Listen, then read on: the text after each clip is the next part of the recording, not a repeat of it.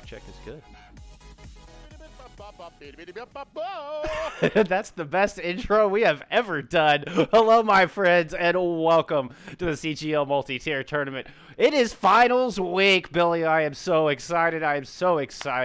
My name is Bullskunk alongside ChefBilly, and we are in the Tier 2 Division Finals here tonight in Division 1, arguably one of the most competitive divisions in all of the tournament, as we have Pack Academy, your number 1 seed, taking on Hateful 88's. I mean, this is going to be one of the best matchups that you're going to see in this finals week, as we are in the division finals of Tier 2. Because of the amount of people that populated both Tier 2 and Tier 3, they actually split them into Division 1 and Division 2. This was the group of death, the division of death, being the first division here.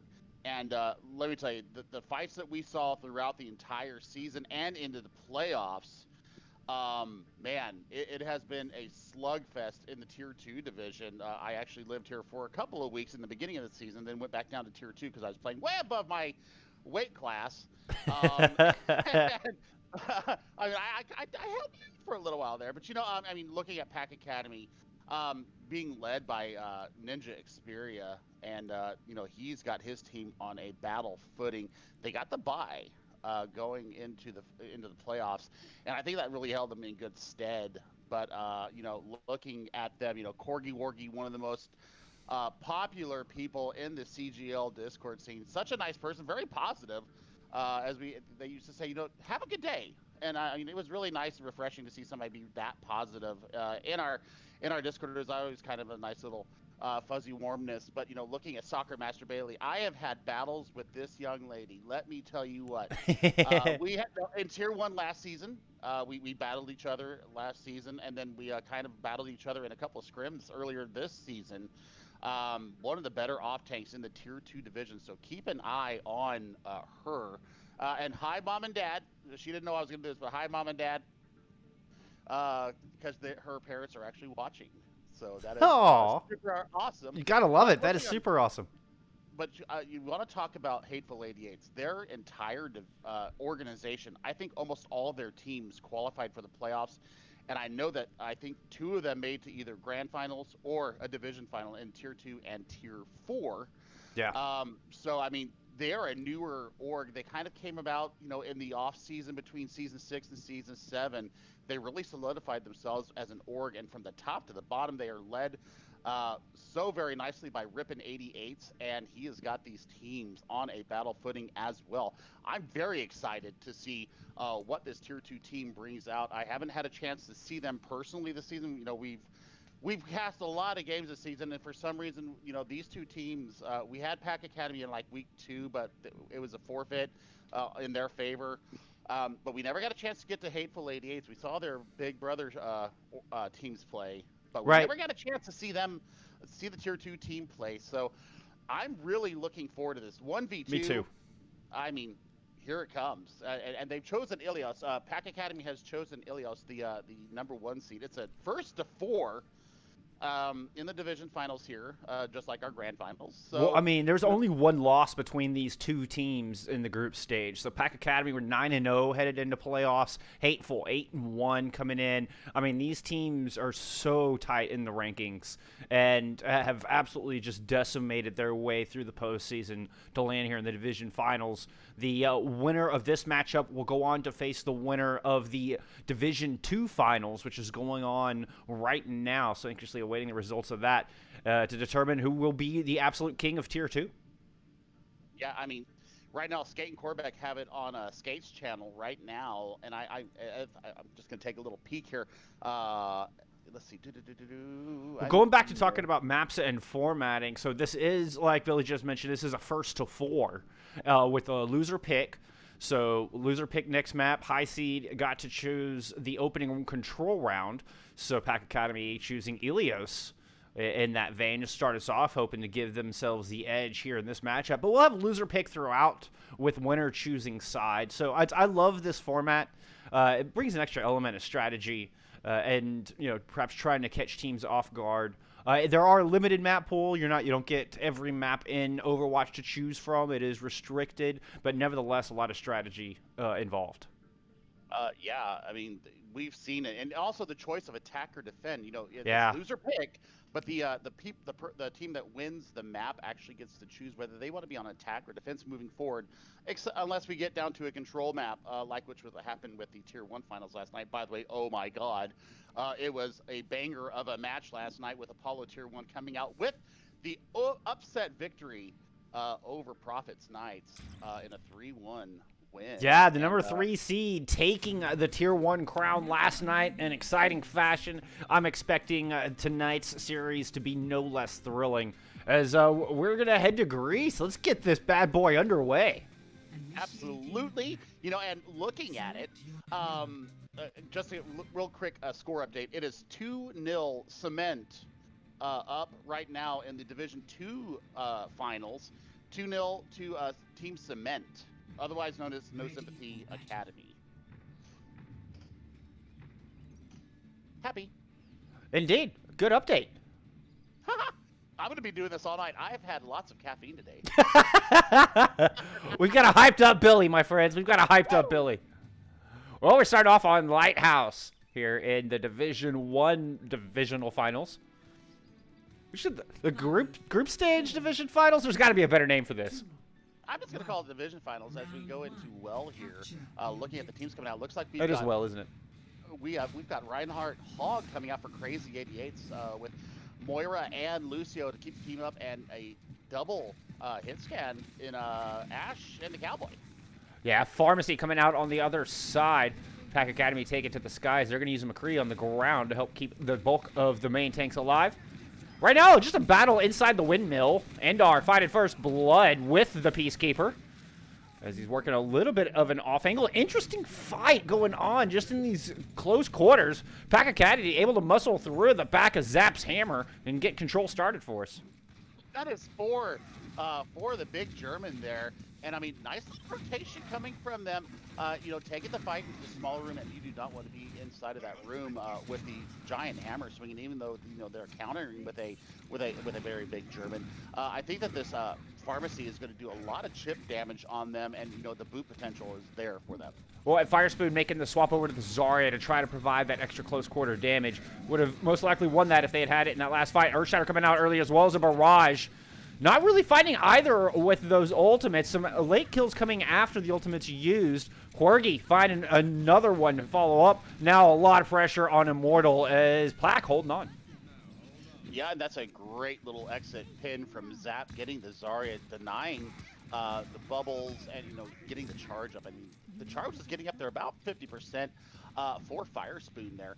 Now, looking at it, Valkyrie online, Coalescence. I mean, Andar's looking to get this high noon almost ready to go. And Soccer Master Bailey right now on the D.Va, doing so much damage and getting a little bit of a damage boost from Blackjack J.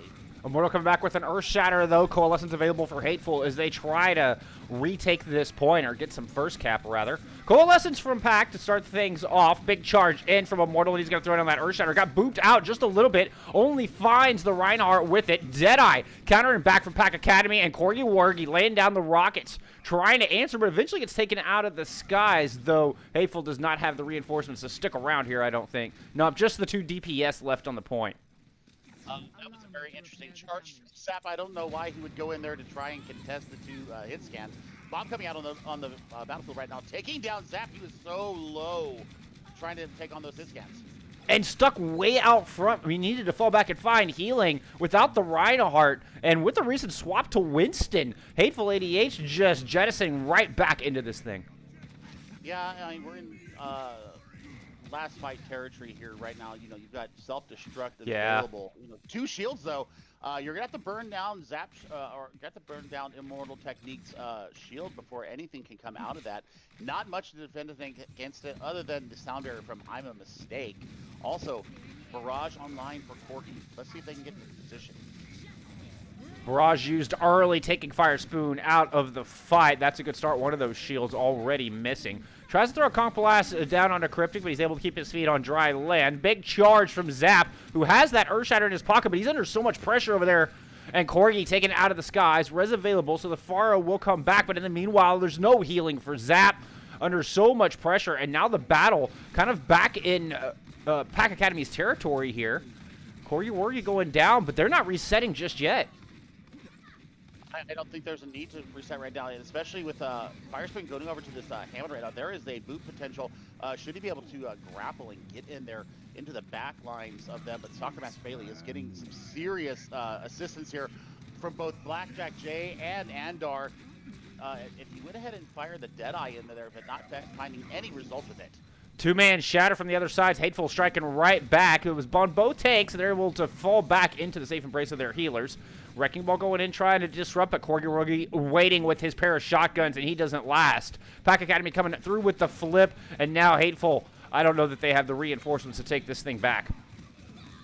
No, I don't. I really don't think they have anything. Not anymore, for sure. Well, late boop there for my mistake. And the Hammond's still rolling around at this point. Stall's still going on. Immortal doesn't last long, though, and you need your Reinhardt to survive if you're going to try to make a last stand here. Yeah, I mean, Andar versus wow, what a cute dog on the Moira, and that was just really all she wrote. I mean, it was basically just cleanup from there in the first match. So, you know, bringing out the pharmacy in the very beginning of the map here in the well really solidified what Pack Academy wanted to do there. You know, and getting that, you know, dual level, eye level for both high and low. They weren't really prepared to see that. I mean, the Hog, you know, so non-meta right now, but I mean, if you get a good hook and pull the fire out of the sky, your worth is already proven there, but it never really coalesced into that. Also, I think the healing core right now, having the res available to Pack Academy is actually keeping it to a 7v6, even with Bob coming online for Sunny Cascade. It just never really coalesced. I mean, it was 170, but still, it was all Pack Academy that time. Hateful coming out with the Raper to match the other side. Using the Brig this time around. I like the Brig pick, Billy. Yeah, absolutely. I mean, this is brawl potential at its finest, and, you know, getting that CC stun, especially with Corgi being on this Reaper, being able to stun him like that, so much CC available right now. You're going to have to really watch your angles, as the Brig can stun you out of most of your abilities. But with a little help from Andar, the DPS duo from Pack absolutely cleaning up. Good job of their supports, keeping them in this fight. Is now 1 by 1. They're picking Hateful 88's apart with percentage already going on the board. Yeah, this is just stagger fighting right now. I mean, they really need to do basically a reset and then decide how they want to aggress onto this point. I think that, you know, really going through this small right room over here and taking the bridge is one of the better paths to go, because, I mean, there's potential. I mean, not that there's much there. Ooh! Yeah, good shot. Is Sunny making the swap over to Widow? Immediately making presence known. Res is available, but now you know that shot's going to resonate in Andar's head. Mortal coming back with the Earth Shatter. You've got the Zarya working the flank angle. Not really built up towards that Coalescence, or excuse me, towards the Graviton Surge, as Coalescence comes out from both sides. Death Blossom thrown onto the point. The Earth Shatter misses the Reaper and does not take him out of his ultimate. Zap going down, or excuse me, Immortal going down at the hands of Zap there with Pack holding on. And Corgi deciding to teleport up and taking care of the Widowmaker from Sunny Cascade. Man, I really like the Widow picker. I mean, the long sight lines coming down, but I think you have to be a lot more crafty than what was shown there, because if a Reaper can teleport to you that quickly, you're not really being crafty at all. Yeah, you've got to keep your positioning moving and keep the opponents guessing with the Widowmaker. Can't let them know where you're sitting. Graviton Surge from Pack Academy here to great Hateful as they come back into the fight, but there is one in response from Hateful 88's. Hateful loses their Reinhardt, but finds a pair of kills. Valkyrie used, I believe, to try to get the res, but the res did not seem to come through. And Cryptic able to take the pharmacy, or at least take the Mercy out of the sky. No more Moth standing, picked right out of that ultimate. What a great play coming through from Cryptic Galaxy. Yeah, I mean, that was a 2K right there. That was absolutely crucial for the Hateful 88's here, and, you know, it's flipped over. 90% though, so you have to think it's last fight territory here. The dueling grabs that we saw in the last fight, you know, usually the second grab wins, and that was absolutely the case there. Now, sights being thrown up by Sunny on the Widowmaker, so they're going to know exactly where they need to go, but there's nothing to pair with it. That's the big question right now. What are they going to pair with the sights? Yeah, not a whole lot for Pack coming back in either, but they do have Bob coming up on a Shatter, so certainly more to work with than Hateful has at the moment. Indeed, and now Corgi is going to take the 1v1. And win the 1v1, or at least take out Cryptic. Still has Sunny to worry about there in the back as Corgi is working around onto the platform, onto the catwalk. Coalescence out from Pack to try to help them push and push into this front line. They shall. Or Shatter comes out, but that doesn't find anything because Andar had already killed everyone on the point. What a great play. I don't even know if Hateful can make it back here. I don't think they can. I mean, that was a damage boosted Ash 3K, and that is just beautiful stuff. Looking at Cryptic on this side flank here. Up two! Oh, what a last-ditch effort from Cryptic. Able to find a third of the team and get the overtime weight going. Now come the Earthshatter from Immortal. Oh, man, Hateful might actually get themselves right back into this thing. Can they get the Ash? Oh no, Ash is able to fall back. Immortal can't survive. That's a huge loss. Both bubbles used from Zarya. No more cooldowns left for her, and she has no health. Hiding back at the back, relying on the Moira to keep the point touch. Moira goes down. Firespoon does eventually take Zep out of the fight, but now up to the Widowmaker to come touch, keep the overtime wick burning. Graviton Surge used in a solo effort as the Lucio and the McCree get back on the point. McCree's able to pick off the Mercy, and now it's just the rollerblading healer trying to keep things alive, but alas, he cannot. And Pack Academy open up strong with a 1-0 lead here on Ilios. I mean, going to 2-0 there in Ilios, 1-0 in the map score. That last stall there is going to give Pack Academy room to pause, though, because the stall was real. If you didn't have that Graviton Surge, man, I don't know what they might have done there. But that being said, Pack Academy won, and Hateful 88's nil. As I ask captains for what they're going to be wanting here, I really am interested to see where we go from here. As you know, we've seen it go all over the place here for the hybrid map. Indeed, that we certainly have. Let's see, your choices are Kings Row, Hollywood, or Eichenwald are the map options for hybrid.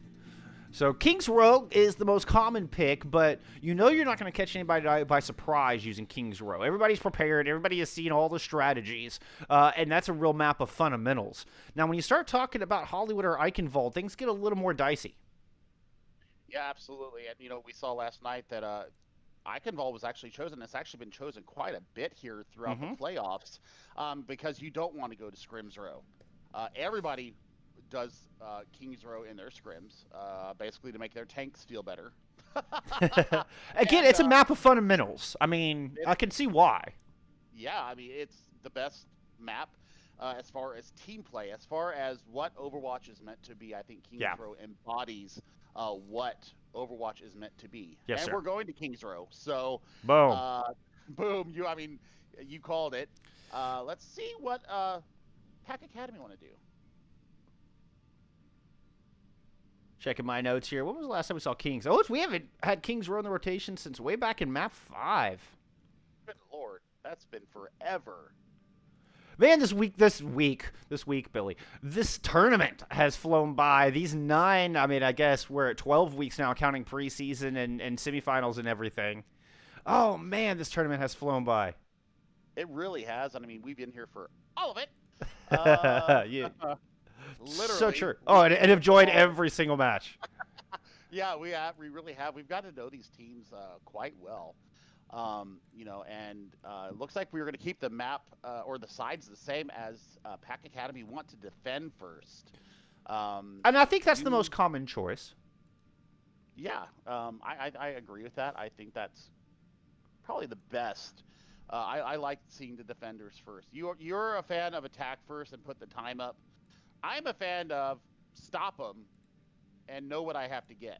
Well, and I think strategically that makes more sense. You know exactly how to use your ultimates when you go onto the attack. You know what to expect and how far you've got to push things so you can gauge how to use your resources. But what I like about going on the attack first is just showing that brass. You come out with the confidence to say that we know that we're going to smash this attack and break the mental of the other team. And I think Strategically, defense makes more sense. It's just the courage it takes to go on offense that I love so much. Mm-hmm. I mean, I'm a defender. I mean, I play the donkey horse, so I love being in defense first. I want to know what my benchmark is. What is my win condition? Yeah. Going Sure. into it. So that's why I like doing that. I also like kind of I call it a BM. Stopping them at where they're at, and not letting them progress. I mean, Kings Row first is one of the hardest ones if you're not coordinated. And if you come out and make a full hole, put up a full hole to start, it just feels like a breeze on offense. You can just bank up all your ults. You're not really worried about it, timing things just so you can take 3 minutes, bank up everything, and then run in with a 6 ult fight. So there's definitely advantages to defending first. Yeah, absolutely. And apparently I picked the wrong map. Yeah, well, we still got time to change it. We're not going anywhere, Billy. Oh, we're not going anywhere. We're not going anywhere. For some reason, I pressed the wrong button. No, we are indeed headed to Kings Row. Jolly old England. Yeah, jolly old England. I mean, I thought I pressed it. Now, I'm a human. Gauging by what we saw there on Ilios, do you think we're going to continue to see the Rhine Zarya, or do you speculate these teams might swap up to something a little bit more meta like Double Shield? It depends on what they feel. I mean, we're both just guessing at this point, right? So. Right. So I mean, I think that on defense you kind of have to go it. But I mean, as we saw last night with the Tier 1 match, nobody went double shields except for when they. It's so true. Absolutely had to. And that crazy offense we saw last night, that was something special, like a split dive offense. That was really cool. And that's the beauty of Kings Row. You can run something very traditional and see a lot of success. You can change things up and try to catch people off guard. It's pretty rare on this map, but it happened last night, so it's certainly not impossible. I mean, we haven't seen the Symmetra Bastion to the top of the Kings Row statue. I hadn't seen that in a while. That was haven't seen it for a while. That coming out last night, that was really cool. Yeah, I mean, it was absolutely awesome, and as we head into Kings Row, we're gonna get all of our answers that we need here. I think that you have to, I mean, especially as you go up in skill level. So this is platinum, low diamond here in the Tier 2 division. For those that don't know, that may be watching here new, it's mid platinum to low diamond, and I think as you go up in the tiers, you have to start playing to kind of more what the meta is. Absolutely. I agree with that. The skill is up there. I think the game sense gets better. I think the positioning gets better. Everything goes up from here. So, do we see the double shield coming out from Pack Academy? Do we see, the May Reaper? Or do we see, the damage boosted Ashe with, X other DPS? So far, Pack on the defense showing us the Junkrat Ashe to start things off. And it looks like they might keep the Sigma in a split defense. Well, no, they're keeping the Sigma down low just to shield if they're protecting the Ashe for the moment. I thought they were going to completely split things up and run the Sigma with the Ashe, but looks like the off-tank's going to stay with the Reinhardt for now. I mean, that would be absolutely smart to do. But, I mean, looking at the offense, Ashe Junk, I mean, it's almost mirror, except for a healer and a tank, respectively. So, Andor on this Junkrat is going to be the one that I'm going to be watching here to see how he accepts the flank damage coming in. Hateful immediately flanking through Hotel, speaking of, kind of flipping this thing onto its head. Is now Pack Academy first to kind of turn around and deal with Hateful on the back of Hotel. But so far doing a good job of keeping him in check.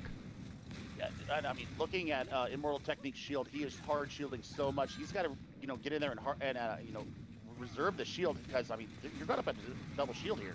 Dash is down. Now the off angle clear. Hateful, they're free to focus their attention onto the front line. Firespoon clearing out traps right there, trying to deal with the Junk as the Coalescence coming out from the attackers, looking to push in, claiming so much space. The Sigma down. There goes the Mercy, and this is going to be Hateful 88's with making short work of point A. Yep, and I mean, looking at Cryptic Galaxy on this Junkrat right now, getting so many off angles and really denying the line of sight from Corgi Wargi on the Ash. I mean, I haven't seen the pocket really be working here for Pack Academy. So you've got to think, you know, maybe going on to a different healer to keep the team up instead of, you know, because that I don't think that the Brigida is going to be enough healing when you've got the single target healing of a Mercy. Yeah, I'd have to agree with that. They've got the Valk, yeah. We'll see if they use the Valk and perhaps swap off. Right now, Hateful doing a good job of pushing up. We're going to get the Gravitic Flux from the defense and Earth Shatter in return from the other side, but the attackers don't survive. The Earth Shatter not enough. Fantastic Flux there from Soccer Master Bailey. Yep, you put both the tank ultimates into that and to ensure that the Gravitic Flux got what they needed out of it.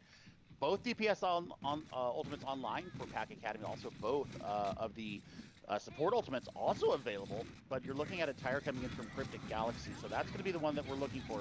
Are they going to be able to sniff out where he's at? Bob thrown in first by the defense.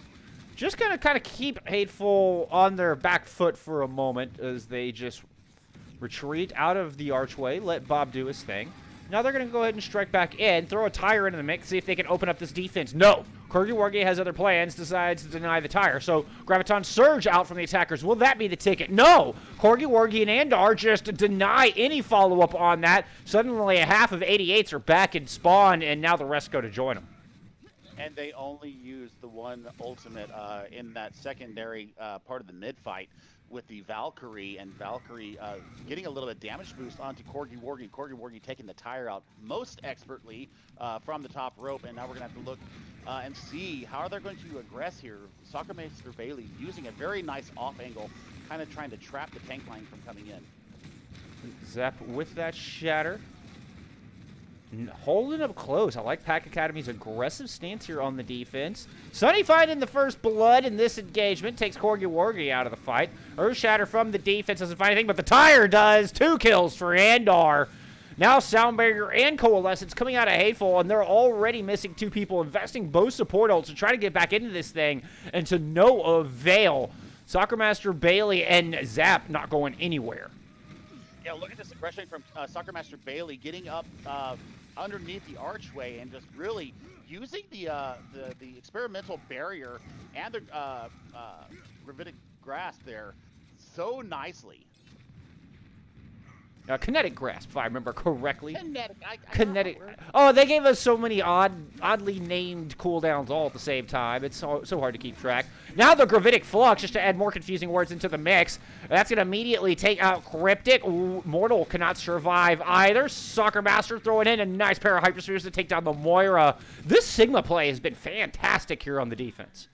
You have got to give it up to the little miss from Pack Academy. Soccer Master Bailey showing how you do it on the off tank right now. I mean, that was a perfectly placed Gravitic Flux, using everything in the kit to absolute perfection. Now, looking at it, you know, you've got Deadeye and Riptire available for the offense here. This has been a really massive stagger there and stall in the streets phase of Bullskunk. Yeah, just under 2 minutes left on the clock, but Hateful coming back with a lot of ultimates this time around. This is the best opportunity I think they're going to have to win this fight. Graviton Surge misses entirely. Now a tire coming in, see if that can be the ticket to open things up. No! Corgi Wargi kills the second tire of the match for that Ash player. Now the Earth Shatter in return. That doesn't find much. The counter shatter from the attackers gets just Zap himself. But Soccer Master Bailey and Corgi Wargi answering into the feed and are taking down Immortal to protect his own main tank. And another great hold from Pack Academy. Yep, and I mean, that is exactly what the doctor ordered. They just really kited back and used the architecture of the map here in the streets phase. They saw the Graviton Surge come out and they got the heck out of there. The Coalescence was invested too. Hateful 88's threw everything in the kitchen sink at him and got nothing. They spent so many ultimates in that fight. Now they're left with just a Deadeye and 52 seconds to work with. It's going to take a heck of a mid-fight to win it here. Oh, Zap with the Fire Strike takes out Sunny mid-Deadeye. Doesn't even get to pull the trigger on the one ultimate that they had in the bank. Corgi Wargi followed up with a great kill onto the attacking Reinhardt. And this is just looking disastrous here for Hateful 88's. Yeah, I mean, you've gotten a tank swap. Fire Spoon coming in onto the Orisa now to provide extra shielding, because I mean the double shield is just showing how it's done right now. Soccer Master Bailey on this little flank here. She's gonna have the Gravitic Flux here coming in. Coalescence open things up from the attackers. Andar throwing Tire down. Takes out the Moira, who is using the Coalescence once again. Pack Academy picking off these heroes before they can find any value out of their ultimates. Now, Zap does go down. Could be an opportunity. So Sound Barrier used to try to give some extra aggression to Hateful as they can try to find their way around this bookstore. But so far, even though the defense is sans Reinhardt, they can't seem to get anywhere. They've got the Junkrat on the side, still putting in a bunch of spam, and the attack just stalling out. Yeah, absolutely. I mean, this is absolutely exactly what they need to do here. They're just playing the corners. They're playing the architecture. They're not letting any value come in. Riptire coming in from Cryptic. Finally gets somebody. Bailey goes down as well. Rez comes through onto the Brig, but now there's just 4 members of the defense. But Corgi Wargi is one of those 4 members. Huge picks here as we are contesting right now. We're in the overtime right now. I think Bullskunk's Mike went out for a second. Huge shatter coming out from Mortal Technique right now. This could be the push that they're going to take into the overtime. Maybe they're going to be able to capture point B here. I mean, just Zaps on the point right now. That overtime wick is burning. Oh my goodness, it's just one person on the point right now. He's got to get out of there. And looking in, you know, Prototype dying with Rally in hand, and Zaps is just trying to fight for his life here. There's not much that he can do looking for Zaps. He died with the shatter in hand to Fire Spoon, and I think they might be able to work this in here, but man, I don't know what is going on. I mean, Bob being thrown out right now. Shatter coming out from Zap, taking out one. Oh my goodness, Rez coming through from Blackjack J. Zap is just swinging for the fences here. That overtime wick is burning, and oh my gosh, last second! This is a fight from hell, ladies and gentlemen. Sound Barrier invested. Oh my gosh, and you just got to take the Lucio out and it's done. And there you go. The overtime wick. Oh my goodness, as they have not been able to capture point B. Oh man. I mean, they basically threw everything at them right there, and there was nothing that they could do, Bullskunk. All right, can you hear me back now yet? I can hear you. Okay. Yeah, because stream was still picking me up just fine. I don't know if you lost me or what, but I was mid-cast when you jumped back in. So I think Discord just kind of went a little wonky on us there for a second. But I'm here and still spitting off the mic. I think we're okay. I think Discord just hiccuped on us a bit, and it must have my audio must have cut out for you there. But I think we're good to go. Well, I actually just got a pause request from Bird, the captain of 88's. So I have go ahead and granted that. As I get my timer out here, I'm going to have to do that. But, I mean, looking at the stall, I mean, it was so real. I mean, they had, like, almost 6 minutes in the time bank once they captured point A, or 5.5 minutes. And that was a 4.5-minute stall in the street space. Oh, that defense on point B was astonishing. Really good stuff. And Corgi Wargi, the hero there, it was right after they started having the mic issues, but coming back with those 2 picks onto the DPS when there was just 4 members of the defense, and then just getting 2 quick kills with the Ash. Suddenly, the damage dealer is gone for Hateful. I think that really was the beginning of the end there on the final push. Yeah, and getting Bob there in the last bit of it, I mean, started the fight at about 32%. And, I mean, got that Bob online in about 14 seconds. So I was really impressed with the work from Corgi Wargi there. I couldn't agree more. Fantastic showing on the Ash. So looks like the party troubles are solved, and we're going to go ahead and get back into King's Row here with, only 1 point on the board here from Hateful 88's Pack Academy. Win conditions set. Basically get to point B, capture it, and you go up 2-0. We'll see what they choose to bring out here. On the defense, see if they can keep Pack Academy at bay. Hateful 88's trying to tie us up. I think they really ran into a wall. Once the Rhine Sigmas firmly planted their feet, I think that it was just what was required. the positioning from Soccer Master. I really want to point out the off-tank play from Soccer Master, using the architecture to precision.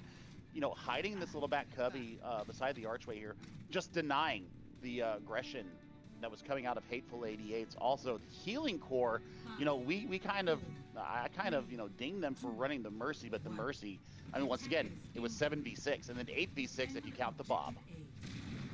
Now, Pat coming out with the Ryan Zarya Tracer Pharmacy. Oh, Blackjack picked off immediately. What a good shot from Sunny to start things off for the defense. I mean, you're gonna have to spy out where the Widowmaker's at, and I think Corgi Wargi's found out where they're at. The Corgi is angry. How dare you kill their Mercy? Oh, now Corgi takes a shot to the face and are very low as well. Both the DPS struggling to find any room here in the opening 30 seconds. Yep, and I mean, the shielding right now is what's going to be the issue for Pack Academy to be able to aggress around. I think that, you're going to have to bring out the double shield of your own because, Right Orisa, very strong, very meta right now. And I mean, that's like 2,000 hit points of the of shielding right there. Corgi able to take out the sniper, now free to just pour attention into the back line. Moira the next to fall. There goes Cryptic down with a nice rocket to the face. And Pack Academy making short work of point A here. I mean, there still is the ability to recontest. I think Tracer, and/or the Tracer, harassing the Orisa from Hateful 88's, and there's a nice res coming from Blackjack J onto Zap, making sure your main tank is available, and he's going to push forward. Oh my goodness, I think the aggression is what is exactly called for here. I think, that's the one thing that 88's didn't do, is they didn't really push the advantage in the streets phase, and they got just stalled out so hard. We're going to get the battle over the bookstore. Defense getting planted here as they get both their shields into action. You still got Corgi in the above, waiting in the wings with that barrage. 2 kills coming through on that, right on cue before Corgi's taken out of the air. Coalescence used by the defense. Pack Academy doing a good job of just kiting back out of the way. They do have a one-man advantage. Now a fat shatter thrown into the mix. Finding 3. Immortal cannot survive. The Fortify used by Orisa. I don't know if it's going to be enough to get her out of harm's way. Oh, and she throws the supercharger. Why would you throw the supercharger, Orisa? No, no. That was a panic Y press if I've ever seen one. Boy, you want to have that one back because now there's a full head of steam up from Pack Academy. They're going to be swinging around the corner here.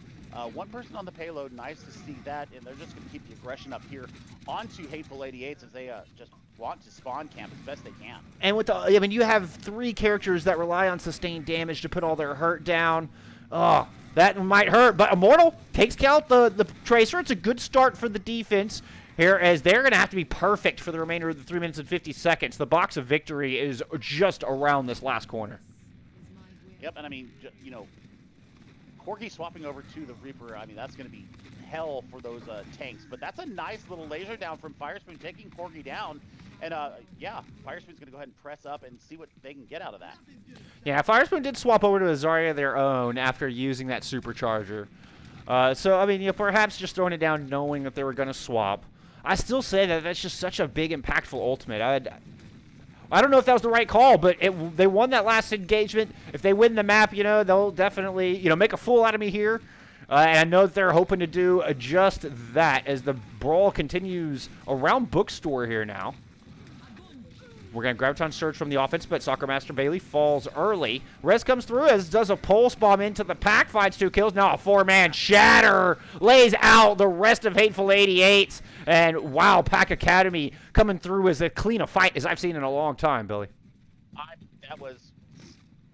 They were going for the grab Pulse Bomb combo there. And I mean, once again, this Mercy play, this Mercy pick is also so huge as, I mean, there's no contest. No, that did it. That last fight was just so clean. Yeah, I mean, they had ultimate advantage going into that fight. And, popping, grab Pulse Bomb, I mean, I thought it would pick up a little bit more. Nice healing orb and into the grab, but not enough to keep the team up. Well, it will be Hateful 88's pick as we head to map 3. We're going to take a short break. Give our teams a chance to get some water. Go hydrate yourselves. We'll see you back here on our assault map in just a few moments. Oh, welcome back, my friends, to the console Overwatch multi-tier tournament. I'm Bullskunk alongside ChefBilly, and Pack Academy up 2-0 as we head into map 3. Hateful 88's have chosen Temple of Anubis. Pack Academy choosing to go on the assault this time. I like it. I like the swap up here. Going into Temple of Anubis, we all know Temple of Anubis Point 2 is one of the hardest to capture. I think that they're trying to assert dominance here, saying that they're going to go ahead and cap both points and see if you can match it, Hateful 88's. I like it. I talked about having that confidence in your team to push through and set the bar first. That's exactly what Pack is showing us here as we head into map 3. Yep, and I mean, I really like the aggression. On this one, I do like the aggression. I like, them putting out there, like I said, if you can capture both points here, I think that really puts something into your opponent's head. You bet. As, oh my God, now I have to capture this. Now I have to get both points, and I'm gonna have to maybe go outside of my comfort zone and use picks that I might not have really wanted to change. Sounded like we had a couple substitutions coming in map 3. Who do we got coming in? Looks like we've got Cheek Butt coming in for Prototype, or I'm sorry, for I'm a Mistake in the healer category, and it looks like Shadow is going to come in for Immortal. Oh, Cheek Butt. Remember casting him in the offseason is one of the funniest moments I think I've ever cast.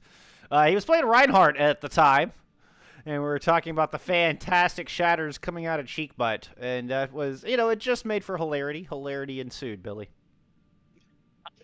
You just saying Cheek Butt is this funny anyway. I'm gonna be giggling every time I say it. We'll see. Maybe some fantastic coalescence coming out of Cheek Butt. The possibilities are endless here for the Goofy. Yep, absolutely. And Immortal Technique's going to come out in place of Shadow Ninja in the tank role. Okay. And then we've got Ninja coming in. Let's see. Ninja Xperia coming in for Andar in the DPS role for Pack Academy. But a main tank change there for Hateful. That's a big one. That is a big one. That's a big one. So we'll keep an eye on Shadow Ninja. Perhaps they've got more of the rhythm to help deal with Zap on the other side. So far, Zap has been the alpha run. I don't think there's any denying that. Yeah, I mean, just the placement alone and the positioning coming from Zap has just been superb all evening. And, I mean, tank line, I don't know if you need to change any kind of tank line for Pack Academy, because right now their dominance has been absolute in this entire match. I mean, looking at Soccer Master Bailey, not only playing the Sigma to perfection, but also playing the Zarya to high level. Yeah, the Zarya looked really good too. Hey, and both of us tank players, that behind every fantastic main tank is an amazing off tank and typically 2 wonderful supports as well. So main tanks certainly don't look outstanding just on their own merits. It's a team effort, and Soccer Master Bailey in particular doing a wonderful job in that off tank role here so far. Yeah, absolutely. I mean, she is the linchpin right now, I think, for this team. Corgi Wargi not to be outdone on the DPS role, but I mean, everything's really being set up by the tank line right now, getting so much space and value for the cooldowns that they're throwing out there. There was only one real charge that I didn't like from Zap, but I saw why he did it. Basically, right. to create the space, and I mean, because he had 3 people bearing down on him, and he took all 3 of them with him. So, I mean, it was what was required in the moment. We got a little bit of a debate there. Instead of Shadow Ninja coming in on the main tank role, we've got Skewered coming in on the main tank role. Okay. And that's, that concerns me. It kind of seems like Hateful doesn't know what they want to do here. So we'll see if they've gambled correctly. It looks like a little bit of the roll of the dice from this perspective as of right now, but you never know till you get in game. We get on that battlefield and see what the teams have to offer. Yeah, and I think Cheek Butt coming in the support role may help to bolster them up. That's the captain of the team. They didn't have their captain the first 2 maps, so that might be a little bit of extra, fortification there for the morale of the team. Communication. I mean, be amazed just having that one extra person on the comms, or even a style change on the comms, can really help bring a team together. Sometimes just a little bit of extra focus fire is all you need to help take down in this case, I would say Bailey. A little bit extra focus fire on that off tank can eliminate them from the battlefield, and boom, suddenly your world is open. Yeah, absolutely. I mean, right now that's the focus that needs to happen. I think so. Forget the support line. You have to focus Bailey right now. Yeah, you've got to get Bailey out of there. Going up huge right now. I couldn't agree more. And we also had Bryce Dog coming in for Pack Academy. Did we mention that one? We're switching on both DPS there. I'm surprised. Yep. I'm a little bit surprised because Andar and Corgi were doing such a good job. Yep. They seem to be firing on all cylinders. Seem to be really heating up. So I'm kind of shocked at that one myself. Maybe it's map dependent though. Maybe this was a planned movement here from Pack Academy. So we're gonna go ahead and head to beautiful, sunny, hot Egypt, with Pack Academy going on the attack instead of the defense that they chose for Kings Row. So they're up 2-0 right now. Yep. This is 1st to 4. So maybe there's a little bit of like I said, maybe there was a planned swap here for the DPS. And you really got to think, will the DPS be as dominant as we saw happening on the first two maps? I mean, this is going to be a long series. I mean, it could go 4-0. I think that Cheek Butt coming in right now for Hateful 88's is absolutely crucial. I think the shot calling or the target focus may be there a little bit better now. So that's what I'm absolutely looking at is there going to be an immediate impact from Cheek Butt coming in and the main tank role with Skewered coming in? Do they fortify up what they were lacking before? Well, they're definitely showing us something a little bit different here on the defense, as we're seeing a bit of dive. Oh, always puts a smile on my face. Such a fun composition to watch, bringing out the Wrecking Ball with the Winston Doomfist. And, well, Sunny now choosing a Torb. Initially had a Genji. Finally making his way to battle there with his short legs. Yeah, there's automatic stagger. That's an automatic stagger right now. There's going to be free movement right now, and the Torbjorn turret's not going to be in place for them. Torb turret got set up all the way back on the point. Cryptic Galaxy landing a nice right hook, start things off. Moira down. Pack Academy's going to struggle to push in here. Yeah, Zap immediately follows suit. So a good thing to start things off. A little bit of a fortunate turn of events. Cryptic Galaxy allowing his team the time to get fully set up. I mean, there's a kill right there on Cryptic Galaxy, though, so that's going to be a stagger kill right there. But I think that they just need to, reset, rethink what they're running here, especially with this dive defense, and really make sure that they're pathing how they're going through this map, because the mobility from Hateful 88's right now is what's going to be the decider here.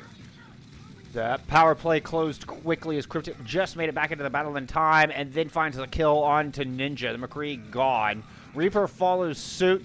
No more damage dealers, no more Reinhardt. Only half of Pack Academy left on the point. And back to spawn goes the remaining reinforcements. And just look at the ultimate difference right now. I mean, you've already got Primal Rage. You almost have Meteor Strike from Cryptic. I mean, this Doomfist right now is putting in some serious work. They're going to have to do something to CC. I think that Blackjack J may want to swap over to the Brigitte, or go on a Brigitte here, as you're going to have some kind of CC, and sleeping him is the best way to stop him. Looks like they're going to make a swap over to a Junkrat here. Path around over to the far left side through Mega. See if they can force Hateful into the small room where they might have a little bit of an advantage. Looks like the Winston's caught in there, but oh, here comes the Meteor Strike coupled with the Primal Rage. A little bit of hot lava just to seal the deal, and Pack Academy just melt before Hateful's eyes. And look at, they've already made Soccer Master Bailey swap off of the Diva and go to a Sigma now. So, you lose the ultimate there. Man, this is going to be an interesting little sequence of events, but they did drop 3 ultimates into that fight, so you have to think, things are going to be looking on the up here for Pack Academy. Another just speed to point move here for Pack. This time they all make it in, and Cryptic is the one who falls. Coalescence out from the defense, and Bryce Dog does go down as well. 5v5 left on the objective. It looks like Pack Academy just kind of going into the small room once again, trying to draw Hateful 88's into the tiny rooms where they can put all of the hurt down and take away their mobility. But that Torb, he doesn't care. He's not concerned about fighting in that tiny little area. Finding a pair of kills. Cheekbutt getting in the mix as well. And that's another great hold, which is fortunate because it just means we get to say Cheekbutt a little bit more. Who doesn't love to say Cheekbutt? However, looking at what we're coming into this next fight, Gravitic Flux is almost online already from Soccer Master Bailey, getting a lot of value. I think that was a planned move to get the ultimate charges up. Ninja Xperia is going to have to look for a nice flank here as Deadeye is online. Bryce Dog almost has Riptire available as well. 30 seconds on the clock. Last fight territory for Pack Academy. Taking the slow route once again through Mega Room. Hammond and Winston immediately going to combine down on top of them. Gravitic Flux out from the attacking team combined with that Riptire. And finally, Pack Academy lighting the feed up red. They're going to eventually get the kill onto both tanks. And now moving on to the objective, only needing about 2 ticks here. And they will get those 2 ticks through. Not a moment too soon as the overtime wick is burning. Yep, and the big thing that I see right there, late kill into 3 people, spawn advantage, of course, is going to favor the defense here. 3 minutes back on the clock now. Nice little charge coming in from Zap. He's got his Shatter online. There is a snowball potential here. Should Ninja Xperia be able to get on the flank and get around the shielding from Hateful 88's right now. Yeah, the main tanks went down low, and the Junkrat and I believe the Moira were still left in the far back. No, the Moira made it onto point.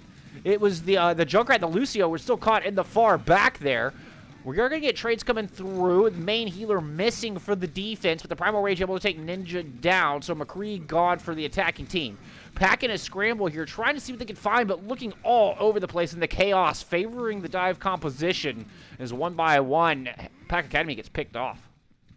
Absolutely, and they didn't use nothing but the Primal Rage into that. I guess they used the Molten Core as well. Cheekbutt throwing out a very nice immortality barrier to stop the aggression halfway through the fight there. I'm looking at this, the mines coming out from Skewered. I want to see how he employs these, as that is one of the best space deniers for the defense right now. I also find it a low-key great way to deal with the tire. You can kind of just hide in the minefield. All right, little attack coming through. They're going to try to pounce on Pack Academy before Pack can even make it into the caves, and they are successful. The Meteor Strike finding the Reinhardt. About the most important kill you could get, and with a little bit of divide and conquer, Hateful 88's able to clean up the rest. Yeah, absolutely. Now, look at Ninja Xperia. He's got the flank angle down. They don't even know he's there. Kind of off on the left-hand side from, as you look at it, from the defense. Oh, the Moira's right on top of him. They still don't see him. Oh, I think he got a little jittery. They didn't see you, bud. Like, they were standing right on top of his hat. They can feel his breath. Now he's going to drop the Deadeye in from the off angle. He's going to find one. The fade there from the Moira, just barely able to get out of it in time. The Torbjorn strikes back and does get the kill. But meanwhile, Pack Academy pushing right across the bridge. Tiger comes out and takes out Firespoon. Coalescence used to escort the rest of the team in. Those mines do eventually come out from the Hammond, denying the right side of the point from the defender's point of view. And the Molten Core used successfully as well. Somehow, Hateful 88's able to fend off this attack with a couple of fantastic ultimates. Yep, 30 seconds left in the time bank as well, and they basically have Shatter and Gravitic Flux going to be coming online. Firespoon will have that Primal Rage available. And also, Amplification Matrix could be very judiciously used here to kind of stall the aggression, because they're going to have to basically take it up the gut here, Bullskunk. Yeah, we're looking at Soccer Master Bailey, see if they can get a good Gravitic Flux off here. They're going to throw it up immediately, try to devalue the Amp Matrix. Finds 2 with that, but the Immortality Field perfectly used once again from Cheekbutt. Cryptic Galaxy does get in the mix. Zap goes down. Sunny finds Moira. No more Reinhardt, no more heals for the attackers, and Pack Academy struggling here as the overtime wick starts to burn. Yeah, and this goes back to the choice of the victor of the previous map. And you have to think, this dive defense threw them for a loop, and I don't think they were prepared for the aggression coming out on the defense. They just really didn't have an answer for a Cryptic Galaxy on the Doomfist. Also, Sunny Cascade on the Torbjorn, holding the Molten Core until the last moment, where it was the map was in the balance, and throwing that out and getting the turret kills as well. What a massive defense coming from Hateful 88's. Win condition set, get one tick on point B, and you go get your foot back into this match. Ready for battle. That's exactly what Hateful 88's is hoping to do here. Pack looking to take the 3-0 lead. See if they can put up a big defense in that vein. Looks like we're going to get the Rhine Sigma once again. Junkrat and Ash to put the hurt down. I like the Reaper May pick. It's so meta right now, and I mean, really, it's an extra shield. They're kind of going dive-ish, but really slow with the May Reaper. But you're gonna have Cheek, but using the Lucio to help aggress them in. Depending on the wall placement coming from Cryptic, this could be a very fast aggress onto point A here. Yeah, it seems like a little bit of a split purpose with the slow, methodic of May Reaper and the quick and decisive of the dive tanks. We'll see how it works out. We're going to get the Winston immediately trying to put pressure up onto the high ground, but a May wall kind of blocked their own Winston. Now he's going to use his jump once again, head up there, while the rest of the team trying to push onto the objective. Zappit will get the charge kill onto the May. Not a great start for Hateful as Fire Spoon goes down as well. Not completely out of hot water. The defense loses one to the Reaper, and you're going to have to get Sunny out of here if you want to make a hold. And still with the man favor, the man advantage, Pack Academy holding on the defense, but now they lose their Mercy. Do manage to trade out Moiras. No more Mercy standing for either side, which means no more heals from the defense. And now, oh my goodness, they just keep the pressure on Hateful. They're going to take this point. That was an incredible assault, Billy. Yep, absolutely. And that is what you want to see, the measured, controlled aggression coming from Hateful 88's there. You just hit the nail on the head. It's kind of a split mentality with the slow, methodical push with the mobility, and they just didn't have an answer for it. And you've got to get off the Mercy here, as that was a very big liability for them. Blackjack going over to the Brig. Death Blossom online. He's going to fall from the top ropes. Fine, too. Sunny dropping a nice Death Blossom. Picks up the Moira. Picks up the Ash. Follows it up with a great kill onto not only Ninja, but the Reinhardt. A big 4K for the Reaper. And Hateful 88 making Anubis look easy. Oh, wow. That was not only fast, that was extremely lethal coming from Hateful 88. I think they knew exactly what they wanted to do there. And I think they said, yeah, okay, we'll take defense first, and we'll go ahead and not let you take point B. And then they went ahead and just got in there and just absolutely let them have it. The May Reaper pick, once again, you can't beat it. You can't beat it. It's even with dive takes, like May Reaper dive, that is certainly unusual. And it worked splendidly. I'm not sure that Pack Academy knew where to put their focus. I think that echoing the Torbjorn pick would have been a very good pick for them. Having that extra crossfire going in there. They never had a chance to set up any kind of a crossfire, and just looked like the mobility in tandem with the lethality coming from the DPS. Just it was a combination for success for Hateful 88's, and you love to see the snapback. Now we're 2-1. Game on, ladies and gentlemen. We are going to have a cracker of a match. If I'm looking at this correctly, I think that our next assault map is going to be where are we going? Escort. Yeah, we're going to Escort. I meant Escort. I think our next Escort map, which is going to be Rialto. Oh, Rialto. By the way, I think that we're going to have some fireworks here. Oh yeah. Oh, yeah, it's already an early 4th of July going on here in this matchup. I'm loving it. And Rialto now a real opportunity for Hateful 88's to tie this thing up and get themselves back into this game. We saw some excellent sniper work earlier. We did. We saw good. I mean, on Ilios. On Ilios, yes, sir. Corgi versus Sunny. I mean, they both were getting some very nice picks there.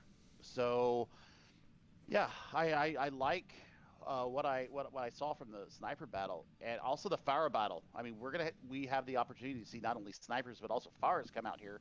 We've seen some really good Lucio play from both teams as well. So there's so much potential going into Rialto that I'm kind of tingling on the edge of my seat. Right I love this map.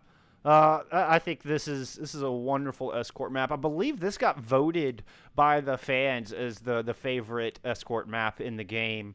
I forget which community poll I saw, but I remember Rialto winning by a landslide. Like, it wasn't even close. It's one of my favorite maps. I mean, L'Angolo della Morte. L'Angolo della Morte, the corner of death. Corner of death. I mean, there's two of them.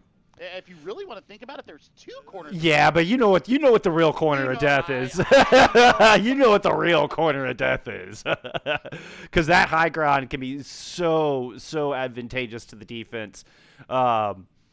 Again, I think that's just one of those, like, whistling in the winds. I'm not even sure where I heard that, but I've definitely heard that called the toughest corner in all of Overwatch from a couple of different places.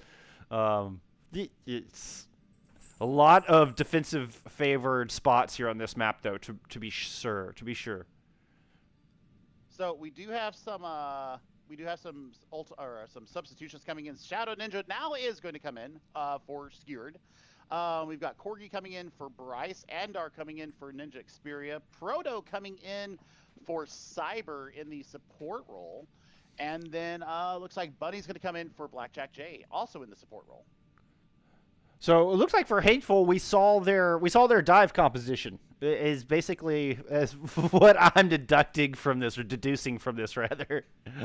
Is that was their dive lineup. Now we're back to their more straightforward Reinhardt brawl lineup. Yeah, I think they gave the subs their time. Well, and this is our third main tank. Now we're actually getting to see Shadow, where we had Immortal starting us off in the main tank role. Skewered looked fantastic on the ball, though. Absolutely. I mean, and Ball is very good on point A here. Yeah. Not only for boops, but also for the mobility, getting in and out, harassing the back line. Sure. Pile drivers are always good. A little bit of a change up here from Ninja. Decided that they're going to keep Blackjack J in instead of Galaxy Bunny. Okay. And that was the support role there for Pack Academy. Yep. Let's see. Any more? Looks like that's it for the substitutions. We are not going to swap sides, so Hateful 88's deciding that they want to stay on defense here. So we're going to see Pack Academy once again attacking first. You gotta think right now. Bringing in Corgi and Andar back in the DPS, I think that they're going to be very actively looking for heads as they lost the last map there. Also, Prototype coming back in for Cyber. I think that this is the composition that they really want here. Well, Corgi demonstrated a really mean Ash earlier on King's Row. Rialto would be a perfect map for that. So that sub does not surprise me at all. I think this map, not just this map, but this initial attack is going to be a real indicator for the rest of this series. This is a turning point. If Hateful 88's can put up a mean defense here, that is momentum is going to come to them in spades. Like, this could be an absolute turning point for the entire rest of the series. But if Pack Academy can answer back, come back in on their assault after a lackluster Temple of Anubis and smash Rialto, they might get in the heads of Hateful and be able to steamroll this thing all the way home. I think this is going to be a monumental, not just map, but first attack. Yeah, absolutely. I completely agree with you.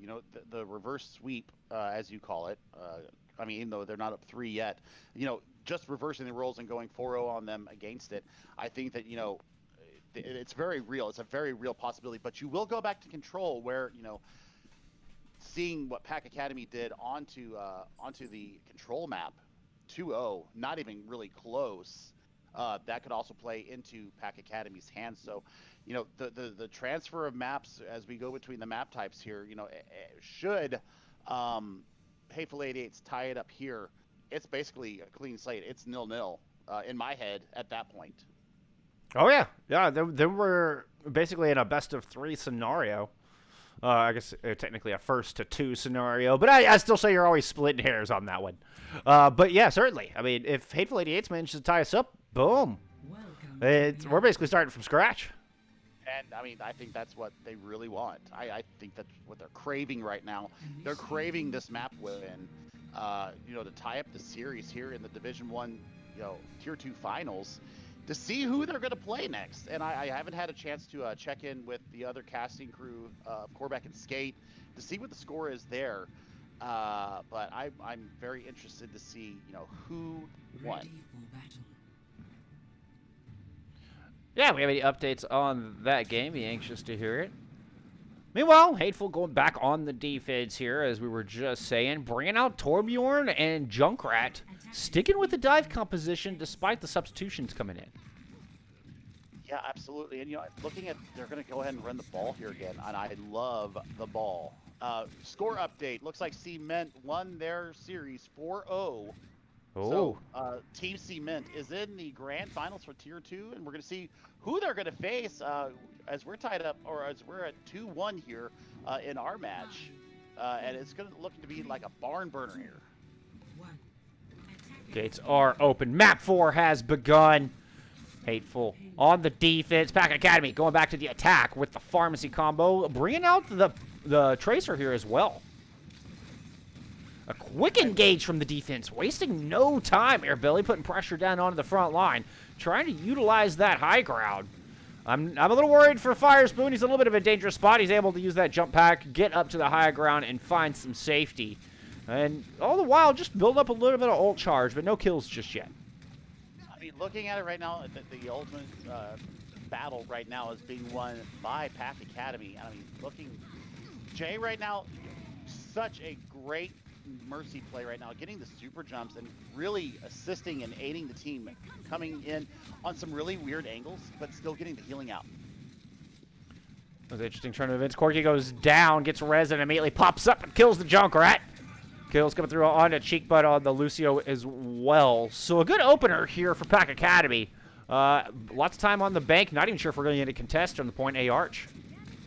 I mean, if I was Hateful 88's, I think I'd wait until it's about 5 meters away and then come in en masse. Especially with those exit kills. Yeah, absolutely. And they're not even going to. I mean, they are contesting right now with. Yeah, right now. they dropped the Winston onto the point. Here comes Wrecking Ball to tag in, try to stall things out. The DPS, we're trying to get in the mix, and they do force Barrage out, which gets a kill.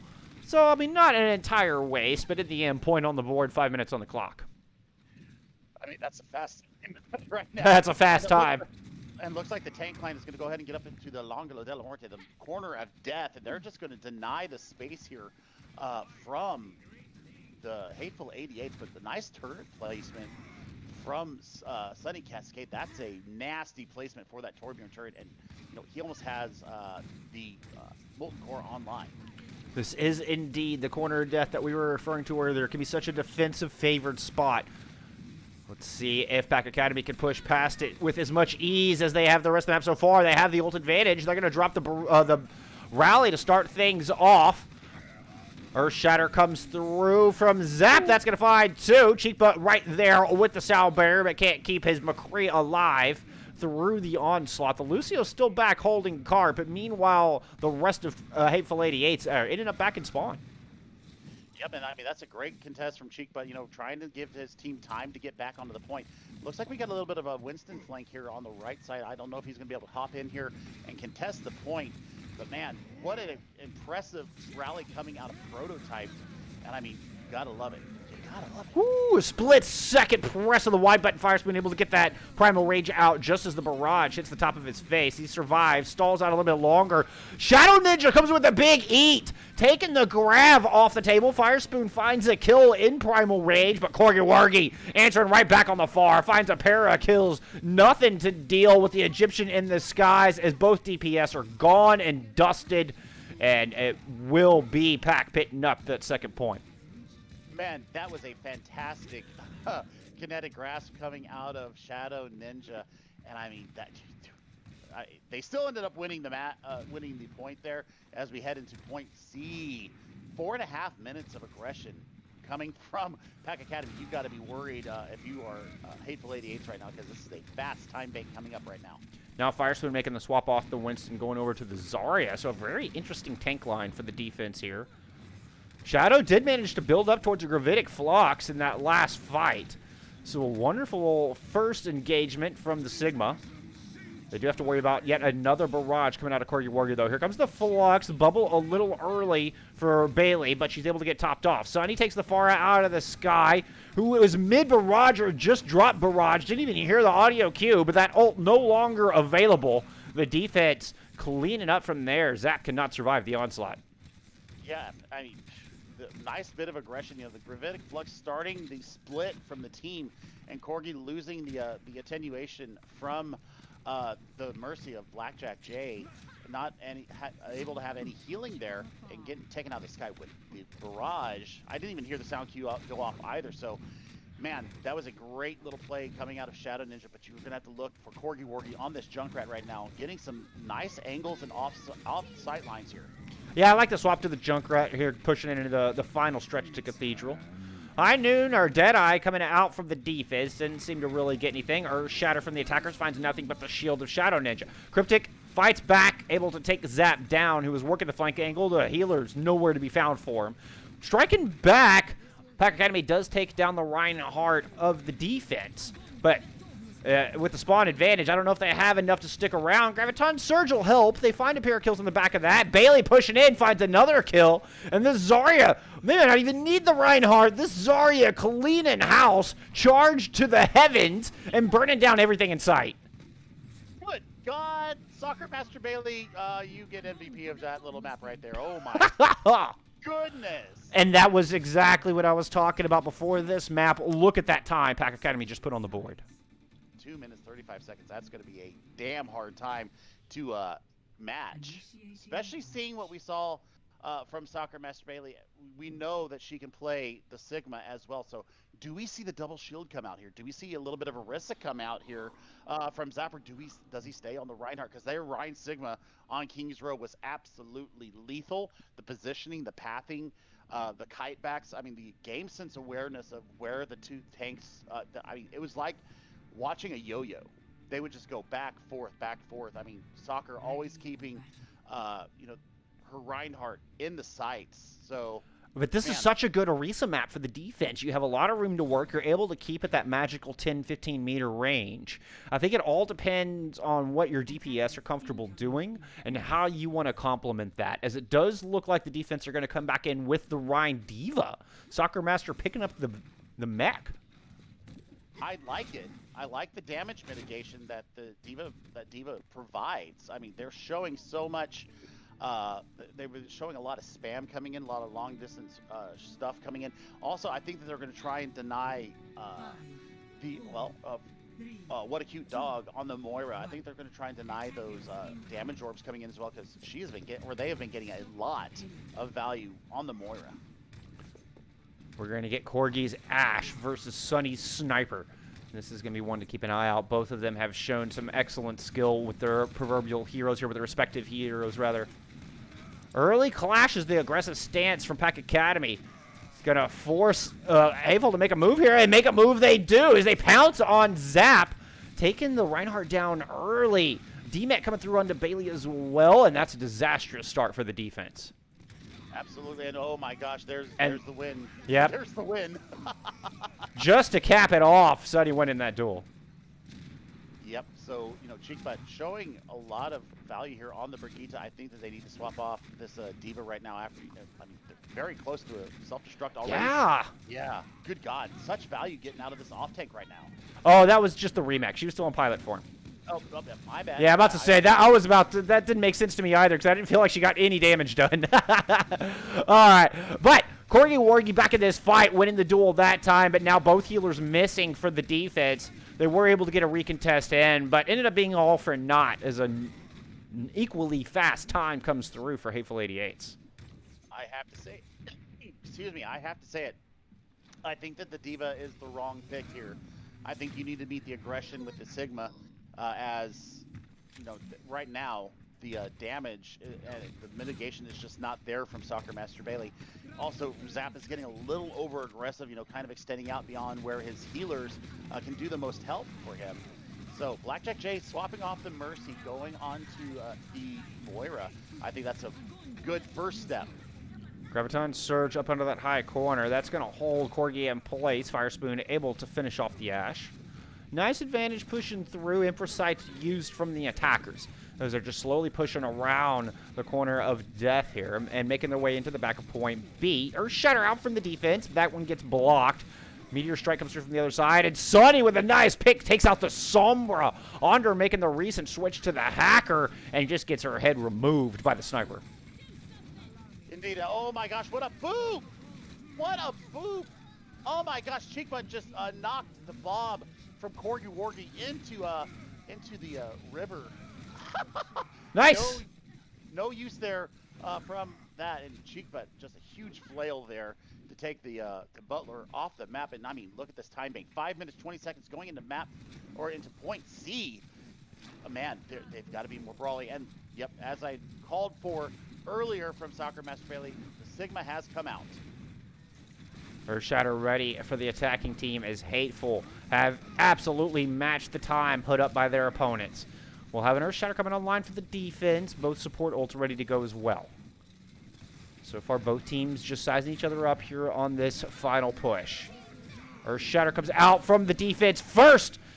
Found two. Coalescence used to try to follow up, but not there. That extra half second, just enough for the attackers to get on their feet and out of the way. Sunny getting shot off, taking the McCree down. Man advantage for Hateful as they try to push this thing home. Still tons of time on the clock. Another Infrasight comes out. And now a three-man shatter from the attacking team, coupled with a Graviton Surge. Should make for easy pickings onto the supports. Shadow Ninja and Cascade into the mix. Blackjack does strike back. They take the Doomfist down, but there's nobody there to touch. Blackjack, you didn't touch. And now, look at the holy cow. Hateful 88's putting up a even better time. Oh. Good Lord. 4 minutes in the time bank. On this map, are you kidding me, Billy? I mean, it was... We've been singing her praises all night, but the Diva pick there was... that's an F in chat. That's all I can say. That was the real difference between the two teams, is bringing the mech out. I mean, no value really gotten from it. No self-destruct kills. The damage mitigation wasn't really there. I think if you would have brought Ryan Sigma out there, we'd be talking about a different map point here, as we said. And, you know, the denial of the Bob to contest there on point B, also a huge turning point in this map. As we, you know, the Butler would have been able to contest and allowed the people to come back from spawn. Right, give just enough time to put up a stronger contest on the end of point B. Yeah, I mean, it's just what... It was just a couple of moves here or there. I mean, one was, you know, the off-tank pick. Even a Zarya would have been better there, you know, to keep Zap up. I think the Zap got a little greedy with some of his Reinhardt play there, and the healers just couldn't contest with what was being thrown at them, which was a very lethal offense. When we were singing Zap praises all night, talking about the Alpha Ryan, he was not the Alpha Ryan in that last defense. Shadow absolutely owning that role. And I think a lot of it was based on the off-tank play and, like you're talking about, the composition choice. As now Bailey going back to the Zarya, was Pat go back on their attack here in the extra innings. Indeed, and I mean, look at the ultimate charges right now. Once again, Hateful 88's is just cruising ahead of where Pack Academy is. They're going to have to path this very nicely. And there goes the dome of Corgi Wargi from Sunny Cascade on this Widowmaker. That's two! Whew, both damage dealers gone. Looking to punish the res. Oh, just cannot quite find the head of Blackjack J. So close on that shot, but this Widowmaker on fire right now. Yep, you're going to have to do something to contest Sunny Cascade, because they are getting some absolute clickers into the domes. Individually, the DPS for Hateful 88 have more than both of the duo DPS combined on the other side. And that was before Endar made the swap. I don't know if you take the 1v1 here, though, Bullskunk. I don't know if you do either. That seems like a scary proposition right now. I think you need Corgi to get in there and try to at least turn her focus around and try to open up that flank for Andar to work. Andar eating a body shot early as Corgi is looking for a path here. I'm not sure they know quite how to approach this. Andar finds a kill. Graviton Surge out from the defense, though. Fire Spoon able to take Corgi Wargi out. Nano Boost used onto Zap, and he's going to go and throw his Earth Shatter down. That finds 3. Big shatter from Zap. I think that's just what Pack Academy needed here as they do finally break into the courtyard.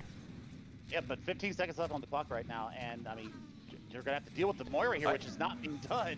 And Sunny is still finding kills on this Widowmaker. Now back out by the Mega. I'm not even sure they've really acknowledged the Widowmaker yet. Sunny is not under any pressure. Oh, Corgi finally goes with pressure on him and eats a headshot. Graviton Surge out from the offense, but 3 kills immediately light through from the defense. Zap doing his darndest to keep Pack in this, but it is not going to be enough. 57 meters is all Pack will find here in extra innings. They did not address the Widowmaker in any shape or form. You cannot never got touched. You cannot throw a Pharah out there and expect to not get the head clicked, especially with the lines of sight that Sunny was showing there. Really great positioning. Man, once again, it's the off tank. The Zarya, I didn't see the Graviton Surge come out. I mean, you had 2.5 minutes. I didn't see a Grav come out. You know, and then the indecision coming from Andar on the other DPS role. I would have thrown a Junkrat in there, you know, get some of the shielding out of the way. Also, you know, you got to get off the Mercy. You got to get off the Mercy as soon as you get picked the first time. You don't need to be rezzing when you're that close to spawn. Yeah, exactly. Really healing. You have to be healing more. And I mean, we've seen it work, and now we've seen it not work. And you know, that's the real dichotomy of what we're seeing from Pack Academy right now. Is sometimes when it works, it works. But when it doesn't work, they're showing a little stubbornness of getting off of what their comfort is or what they want to play instead of what needs to be played. And I think that's a big difference in this match right now. Is that Hateful 88's are playing what they need to play instead of what they want to play. Sunny's sticking with this Widowmaker, and I don't see any reason why you wouldn't, finding so much success on both attack and defense. Hateful in a prime position to tie up this series as they go on to the attack. 3 minutes and 30 seconds on the clock. I mean, early contest here, you gotta watch out for Cryptic, and there's the pick that I was looking for. Doomfist for the Doomfist, but they do trade him out, but the spawn advantage, of course, is in the advantage of the attackers here. So, man, can you get another head? And they just need to get around this very first corner. Hateful does not have far to go at all. They're free to just sit back and bake up ultimates. They've got time. They've got room to work. They've got kills on the board. And Pack Academy really in a tough spot now. 1 by 1. There they go. And we are looking at a tie game here, Billy. Yeah, absolutely. I mean, it's just a little bit of progress here. I don't know if they can touch or not. I don't think they can. Nope. No touch. Nah. It's 2v2. It's 2-2 now. And I mean, as we talked about coming into this map, it's now basically 0-0. It's the first to 2 from this point on. And we're going to head to control map next. And I'm going to go ahead and see what Pack Academy wants to do as they have dropped the past 2 maps. We'll take a quick break, give them time to decide. I could use a little bit of water myself. So we'll see you back here on our control map in just a few moments. Welcome back, my friends, to the Console Overwatch Multi-Tier Tournament. I'm Bullskunk alongside ChefBilly, and, well, we're all tied up at 2 apiece as we head into Map 5 of the Tier 2 Division Finals here. Billy, we were talking about a clean slate as we ended Map 4, but there in our break, I was mentioning that I feel like the momentum is really on Hateful's side here. It's not quite a clean slate. I feel like they've got a little wind in their sails. I think they've got a lot of wind in their sails. I mean, they blinked, you know, Pack Academy in the last 2 maps, and it was their choice too. So I mean, looking at it from the outside view, Sunny Cascade showing some massive cojones, bringing the Widow out and absolutely clicking heads, finding the rage very early, Showing some mad skills. yeah, showing some very mad skills. Also, looking at Cryptic on this Doomfist, so many nerfs came into it, right? So, I mean, looking at the patch notes, and it was a couple of patches back, Doomfist got really nerfed. Still fragging out.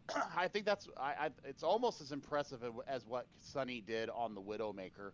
You know, taking the duel with Corgi every time, either on the fire or on the ash. Most times, Sunny Cascade came out on top of that. So. And winning that duel against Corgi is no easy feat. We saw Corgi pop it off in the first 2 maps, which Pack Academy won. I think there's no coincidence there. But we've seen Corgi clicking heads earlier in this series. So Sunny coming back and winning those duels, not an easy feat at all. Yeah, absolutely. And I think, you know, the other side of this is Pack Academy won Ilios, and they won it very convincingly. Very convincingly. It was 2-0. I mean, so will the control map be the salvation to stop this landslide that is Hateful 88's right now? Yeah. Or will the wind in the sails for Hateful 88's continue to blow in a favorable direction for them, as we've just seen, you know, kind of a momentum. It's not even a shift. It's like a complete paradox inversion from what we saw the first 2 maps. I mean, to keep with our naval analogies, it looks like there's holes in the ship of Pack Academy right now, and their sails are folding. We'll see if they can patch up those holes and get back to full speed. Indeed, I think that you've got to get the biggest thing for me right now is you have to get off the bloody Mercy, unless you're running a pharmacy. Yeah. I think you have to get off Mercy. I think you need more heals on your tank line, because when you have the heals on your tank line, you let Zap do what Zap does and keep Soccer Master Bailey up, because I feel like they are lacking the heals, because you've got the single target healing coming from Mercy, and that is my biggest thing, is that you can't be that selfish unless the pharmacy is absolutely working from the get-go. You have to A, get off the pharmacy, and B, get off the Mercy in general, as if it's not showing the value that you really want it to have, go to something that's going to heal the rest of your team and keep the rest of your team up. Otherwise, you've got to get those quick picks and get them early in the fight. Which, going into Doomfist Widowmaker, that's what Hateful 88's was doing. It was Hateful 88's finding those early picks. You know, as soon as the gates were opening, before the fight was breaking out, and yeah, talk about fighting an uphill battle. Pack Academy, they were struggling there. I think compositionally in that last map in particular. Okay, I'm trying to. Do we have any subs coming in? We do have Xperia was having to do some CGL duties in general chat, and just got who's coming in. So Galaxy Bunny is going to come in for Blackjack J. The rest of the roster is going to stay the same. No swaps from aside from Hateful 88. I think they're hearing you, Billy. Blackjack J was the Mercy player. I think they're hearing you. I mean, call me out for it, but I mean, I call them how I see them, and that's my job as an analyst. Sounds like wisdom to me. Sounds like wisdom to me, sir. Okay, so let's see if they are ready to go now. And yeah, I mean, we're going to go to Busan. You know, when we look at Busan, you've got to think there's 3 different compositions that you could run here. Busan downtown could be a diveable map. I've seen it work very well. Mecha base, very brawly, and then Sanctuary. That's the outlier for me. I think that Sanctuary can be a double shielded map. It can be a dive map. It can be, you know, a Ryan Zarya map. All of those things could be intertwined onto Sanctuary, and seeing what they bring out there is going to, I think, what's going to turn the rest of this map or the series right now. I think that should Hateful 88's win here in Busan, which we're going to go into right now, if Hateful 88's should win out here in Busan, I'm very concerned for map number 6 for the Pack Academy, because man, they came out fast and hard, and they just ran into a wall. Yeah. Took Hateful 88's a couple maps to get warmed up, but now they've found their stride. I think big story points one you were talking about earlier. Ilios, very cleanly in favor of Pack Academy. If Pack is going to stop the bleeding, now's the time. I mean, they did take control very, very handily, so maybe that's... Yeah, Hateful didn't even get a cap until Pack Academy had almost finished it off. It was 99-0 before Hateful got to cap, I think, on both of those points. Maybe it was 90-0 on the second point. But either way, they were lucky to get a touch at all. Yep, and I mean, you know, they just basically waited for their cooldowns to come back around. And that's what, you know, they just waited for the ultimate advantage to get into their favor, and they went ahead and pressed Y and took care of it. Sunny going back to the Widow, Cryptic back to the Doomfist. I don't see any reason why they'd swap off his composition here right now. We're going to get the May Reaper from the other side. Corgi picking up the Edgelord, trying to get brawly here as Master Bailey going over to the Zarya to help Zap stay alive in this fight. Early bubble coming out, as a matter of fact. It's going to prompt a charge, but the counter charge there from Cheek Butt, and Zap goes down. And now the brawl on the fight, it's going to favor Hateful 88's. Corgi, he doesn't last long either. And unlike our previous control map, Hateful 88's are going to get first percentage started.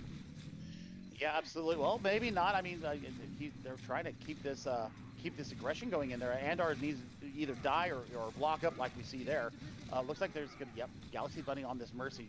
I still don't understand why we're running the Mercy here, because you're just a target, especially when you go in for that res, you slow down. Well, the Earthshatter thrown in from Hateful 88's. I don't know if that was necessary. In fact, it got blocked. The kill eventually does come through to Zap, but so does that first control. Also looking at, I mean, what that fight was lost because Zap, you know, very blindly charged into 4 of the Hateful 88 squad, and just got deleted very quickly. And you've got to save your shield and save your presence. If you are Zap, you can't go charging in like that. The bubble wasn't available. Corgi winning the sniper duel. It's a good start for Pack Academy. They try to find their footing here on Busan. A big charge from Shadow this time, and now he's in a very awkward spot. Down to no health. Graviton Surge coming out from Hateful 88 to try to help them survive. Coalescence starting to the mix as well, and they're successful in keeping Shadow alive long enough to get the kills, maintain control. The good thing is that, you know, only the Blizzard was invested there. I think that was a bit of a panic hold. I think you can hold that for the next fight. But they went ahead and swapped off of the May here and going over to the Cowboy. But Soccer Master Bailey being very smart with the Graviton Surge. But I mean, 62% on the board right now.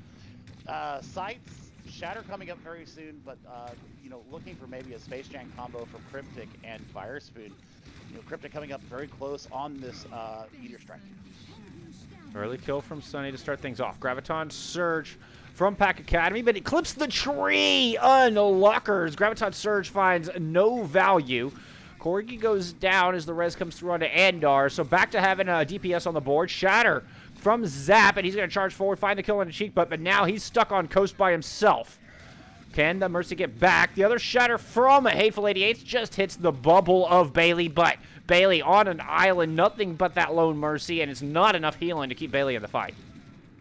Once again, I'm going to harp on it again. There is not enough healing for the tank line. You cannot run the Mercy, especially on a control map. It's just insane trying to run a Mercy Brigitte. There's not enough. Inspire is good, but it won't keep your tanks up. It won't keep your tanks up long enough. In single target healing, you throw a healing orb from a Moira in there, or you throw a biotic grenade from an Ana in there even, then you're talking. Or you run the Lucio for extra AoE healing and speed. You know, you've got that consistent healing coming out from Lucio, and then if you get the Inspire going too, that's a very bountiful healer core. But I mean, and maybe if there was like Bap Zen on the other side, but considering Hateful's been consistently running the Moira Brig, there's no way Pack's front line can stay alive when their healers are the Mercy Brig. Like, you just don't have the sustain. You don't have the sustain, and I mean, that's what I've been harping on it all. I think ever since they've up of it. Yeah, they're fighting an uphill battle as far as composition, finally making the swap to the Moira, trying to even things out here. We're going to get Doomfist from both sides.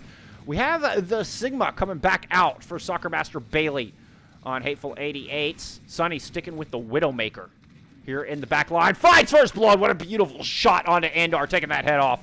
Now trying to take out the Reaper, who's putting pressure into the back line, but Reaper forced to Wraith form out. Reaper now deleted by Fire Spoon. Out of the frying pan, into the fryer goes the Reaper. Yep, and I mean, look at Cheek Butt defending their Reinhardt with a very well-timed shield bash to take out the pin. So, I mean, once again, play as a team. These charges from Zap, though, he's got to control his aggression. That's the biggest thing right now. Corgi going over to this Ashe to contest what Sunny Cascade is bringing out. I think that's the right answer. It's not a bad answer. Corgi looked more proficient on the Ashe than the Widowmaker for sure. But only time will tell if it'll truly be successful. You've got to find the goods. You've got to land the shots, otherwise it is all for naught. And are moving over to a Tracer as well to try to pressure down the back line. Cryptic finding the kill onto Corgi, but they're going to trade out. Nice headshot from Sunny, takes out the Tracer. No more pressure, and now Sunny free to just pour damage into the supports of Pack Academy, who are slowly trying to make their way onto the objective, and there is the very clean headshot onto Galaxy Bunny. Sunny, dude, just making this look easy. What a cracked Widowmaker right now. This is ridiculous. They're having to solo shatter the Widowmaker to take Sunny out of the battle. Using Gravitic Flux as well. Pack Academy might eventually get this point flipped, but they haven't done it yet. The Coalescence too good. Cryptic Galaxy on this Doomfist too good. The Meteor Strike coming out takes Moira out of the battle. And even despite the early advantage, Pack Academy cannot maintain control. Oh my goodness, that is a 5K. That's a 6K coming from Cryptic. God. Oh my goodness, to get the Coalescence kept him up in the middle of that mid-fire. That was a brilliant Coalescence. And then he just said, yeah, I'm going to go ahead and take all of you out. Gong of Death finally for me, coming from one player, and that is Cryptic on this Doomfist. There is no answer for the DPS from Hateful 88's right now. And I mean, we're coming in the last fight territory. Grab off the point. It didn't find anything, but anyway, you slice it, still 2 kills coming through. Hateful 88's doesn't need the Graviton Surge to get the kills. Sunny does eventually go down. Corgi Wargi taking Shadow out of the mix. A small opportunity here, but Corgi Wargi cannot stay in the fight. Now up to Andar to take care of this Doomfist. Cannot do it. Sheet butt all over him. And there goes the overtime wick. Third map win in a row for Hateful 88's. And what we saw in Ilios just happened to them in Busan. That was fast. That was decisive. That was that momentum we were talking about. The holes have just gotten bigger in the USS Pack Academy as they are floundering right now, flopping like a dead fish on the beach. And I'm very worried about them going into map number 6 here. Yeah, they're scrambling for life preservers right now. Yep, and we continue to see the Mercy coming out from Pack Academy, and it's just not the right call. And it's continuing to falter. Yep, and I don't know how many times I need to say it. You can't run Mercy in this meta right now unless you're running a pharmacy and you have the escapability option to get up in the air and get away from the damage. Otherwise, you're just basically asking to be killed. Well, even there, I mean, they swapped to the Moira once we went to Sanctuary, and still, Pack Academy unable to shut down Hateful 88's DPS line. What an outstanding performance from Cryptic and Sunny. Just ruling the battlefield, absolutely controlling the flow there. But it's also Zap charging in blindly. That's another thing that I'm consistently seeing now as the worry, as the panic starts to come in. From Pack Academy, that's what I'm seeing right now is panic on the field. He's trying to put the entire team on his shoulders instead of playing as a cohesive unit. He's trying to go in there and get that charge kill and then start swinging the hammer, and you can't do that if you don't get your pin. And I mean, sure, you gotta make sacrifices and roll the dice to make a big play. Try to make something happen for your team, but you've got to choose your timing better than that. Make sure you've got your cooldowns available. Make sure the resources are there. And I mean, taking no credit away from Hateful 88's here. That Coalescence, talk about timing. That was perfectly timed. I called it a brilliant Coalescence. Sure, it doesn't take a whole lot of precision aim, but the timing has to be just so on those Coalescence, and that's what we saw right there. Able to keep Cryptic in the fight, and man, did they pop off on that Doomfist. Yeah, they did. And I mean, that was one of the best Coalescences I have seen. Throughout all the matches that we've actually cast this year, other than one that had a Dragon Strike into it, just the amount of healing that was poured into Cryptic there, man, that was just some impressive and very timely ultimate usage from the Moira there from Hateful 88's. I mean, just perfectly played. And we've seen the more it get a lot of value, and especially going on later in this match, it's getting even better. The healing orbs, the healing being put out, just absolutely phenomenal coming from a what a cute dog. And this has shifted so drastically. Now it's up to Pack Academy to see if they can shut down these DPS, because so far they're running rampant. Absolutely rampant. I mean, Sunny really finding their stride. And I mean, that we called it. We called it after Rialto. The wind is in their sails. They've got to really come together as a team right now and decide how they are going to deal with the DPS duo. I mean, even throwing a Sombra in there, maybe. The Junkrat from Corgi Wargi was working so well and gone away from that. So, go back to what got you here. Yeah. Now, looks like we're heading to Eichenwald for map 6. Is that correct? We are heading to Eichenwald. And what are your thoughts on this map, my friend? I hope that we see Farah come back out. I hope that we see some different strategies. Even the Symmetra May strategy that goes above the point and gets behind the team. You're going to have to be a lot more crafty than just trying to crack your head against the wall that is Hateful 88's right now. You're going to have to really dig deep into your playbook and decide and really commit to what you're going to do here, because right now Hateful 88's is showing that they are prepared for any map that's coming up right now. Certainly looks that way. And Eichenwald with good sight lines. Sunny, I mean, I expect to just see the Widowmaker come out once again. I'm excited for it now. I'm excited to see if Sunny's going to carry Hateful 88's to this 4-2 victory. What a comeback it would be. I think that Sunny will come out on the Ashe on the defense. If you're a betting man, here, if I'm prognosticating here, that wouldn't hurt my feelings either. Get a little Ashe v Ashe action. Yeah, a little Ashe v Ashe action. I think that also, the Dynamite and then the Bob for the recontest, I think that is something that will play into the defensive posturing coming out of Hateful 88's. We've seen that Sunny does a very, great job with the Southern Belle. Also Cryptic. I mean, what can't he play? That's right now. I mean, everything that he has touched has been gold after map 2.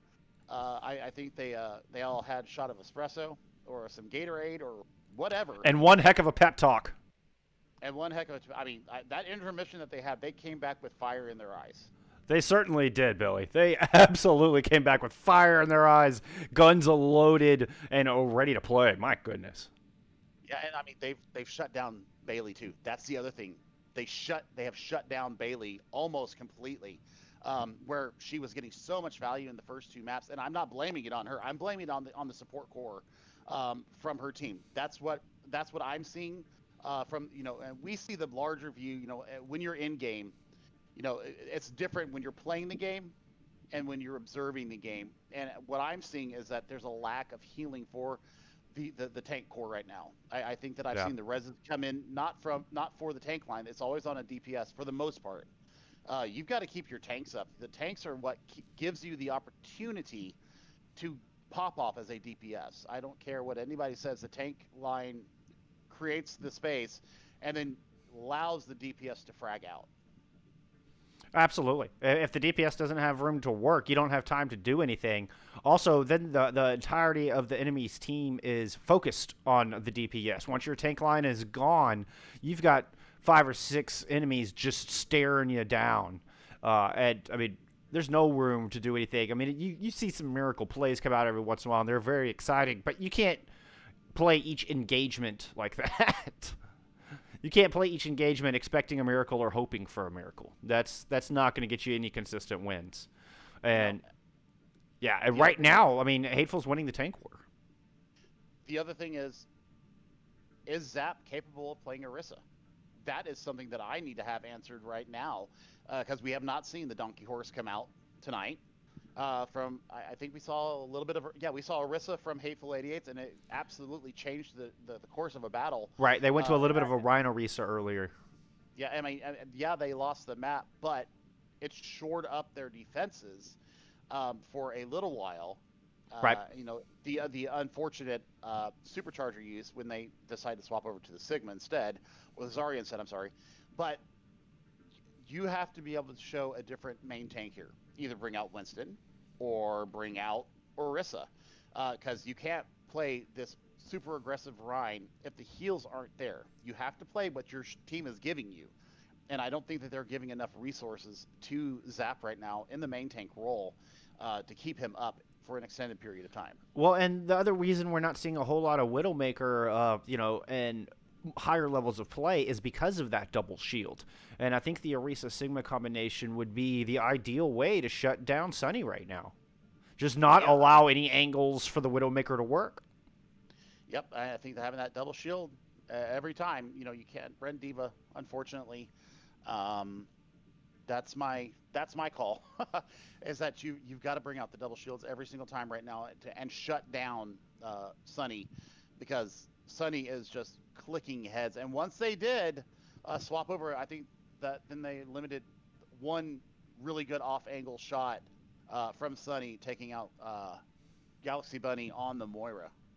So it looks like we're going to have some substitutions coming in here. Who do we got coming in, Billy? We have got Bryce coming into the, I'm going to assume the DPS role for Andar. Okay. And then Jay is going to come back in for Galaxy Bunny. And that's in the support role there for Pack Academy. And also Cyber Warrior is going to come in for Prototype. So looks like we're going to swap up the healer core completely here. We're going to go ahead and take Andar out on the DPS. Right on. We'll see if that's the difference maker here for Pack. They've got to find something here. They look super strong in our first two maps. We know they're a very capable squad. They wouldn't be in this match at all if they weren't a super capable squad. Not to mention your #1 seed, so far perfect in this tournament. Hateful 88's looking to put a blemish on that record right here and now as they can close this out on Eichenwald. Eichenwald, this is the make or break moment. This is the eye test here. It can be drawn. We know that. So that's a pretty difficult. Like, you have to really almost have to work at it to draw this map. I've seen it happen. I've seen it happen in the playoffs. We've seen it happen once in the playoffs. We have seen it, not from one of our casts, but another cast that I think Joker did. They had a Eichenwald draw. So, oh man. So this is all to decide. Right now, we have to mention it as well.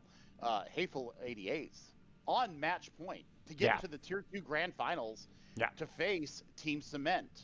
So this is the eye test right now. This is all for all the marbles right here. Pack Academy have to come out with the win here to continue this series going on. They can draw, and a draw is better than an L, obviously. But it's still going to be match point should it happen. Yeah, but that's, again, I think the draw is just so unlikely. If we get the draw, I'm calling it I can draw. That's my new term for it. If we could actually get a draw on this hybrid map, go into a map 7-3-2, like I'm just throwing all my papers up in the air, Billy. Like, that's. You know this with this. Ah! That's the one. That's the one. So we're gonna see, Hateful 88's come out here on defense. I really want to see the Ash come out. I'm getting my wish, I think. Sunny showing us the Ash. Cryptic sticking with the Doomfist. Reinhardt Zarya, the tank core here for Hateful as they step out into the defense. And then, of course, the Moira Brig heal line that we have seen all night long from them. I'm going to question the Zarya here. I think you need the double shielding. Bryce Dog showing us a little Cyber Ninja, maybe. That is interesting. Corgi showing us the Pharmacy again, though, which is going to put Black J back onto the Mercy to accompany this Ryan Zarya group. Shoo. But at least we're seeing a Moira and not a Brigitte. Fair enough. At least we're seeing two main healers here, so that is an upgrade from what they've been showing us here lately. Fair enough. We'll see if the Pharah is the ticket here to get Pack Academy back into this match. As they're just approaching main, just kind of scouting what the defense has in store for them right now. Indeed, I like you know, the patience being shown here by Zap. You know, definitely getting a little bit maybe an earful from charging in so blindly so many times. Yeah, he's definitely showing a little bit more reserve here in the opening seconds of Eichenwald. Bryce going in, forced the deflect out, but Shadow Ninja's going to win the frontline war. Bryce in the middle of a duel with a Doomfist right now off to the side, but meanwhile, the front line can't stick around with Zap already back at spawn. Indeed, I mean, that was just very measured, letting the wave of aggression come into them and then just bouncing back. I like the pick. I like the Genji pick here, actually.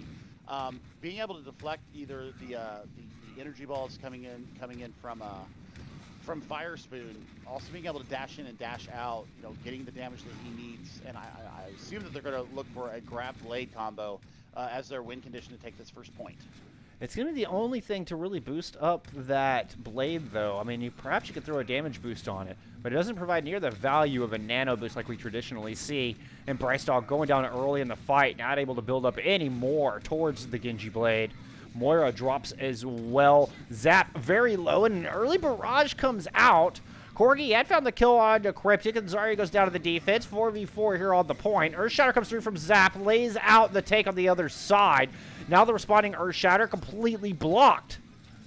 Offense still in a decent position, but they lose their Reinhardt. Now Black Dog falls as well. Rez does come through onto the Reinhardt, but the attack looking really scattered right now, Billy. Absolutely. I mean, they do get Zap back up into the attack, and they've invested the Coalescence there, basically to keep Sovereign Master Bailey up. Already has the grab online. So does Fire Spoon, though. Kind of a waste of it, though. Yeah, we had the rally come out from Cheekbutt as well during that endeavor. Now that rally not available as the counter grab comes through, and the recklessness of Hateful's ult here might turn around to bite him, but Sonny, the hero all night long, throws the big Omnic Butler into the mix, who immediately finds 3 kills, and then Sonny follows it up with a nice kill onto the Moira. Holy crap, Billy, what a hold. That is, I mean, based upon what we just saw, getting that bomb in there was the only thing that kept them from losing. Oh, they should not have won that fight at all. No, not at all. But I mean, Bryce does have Blade online and nothing really to save up against that. Like I said earlier, I'm concerned with the blade going in dry. He might find it difficult to get value, but there it comes. Katana unsheathed, and he goes in the backline looking for Sonny. Sonny able to coach gun right out of there. Zap finds the charge kill. There's something I wasn't expecting. Earthshatter comes out from the attackers, but the Zarya bubbles already there for the defense. No value found.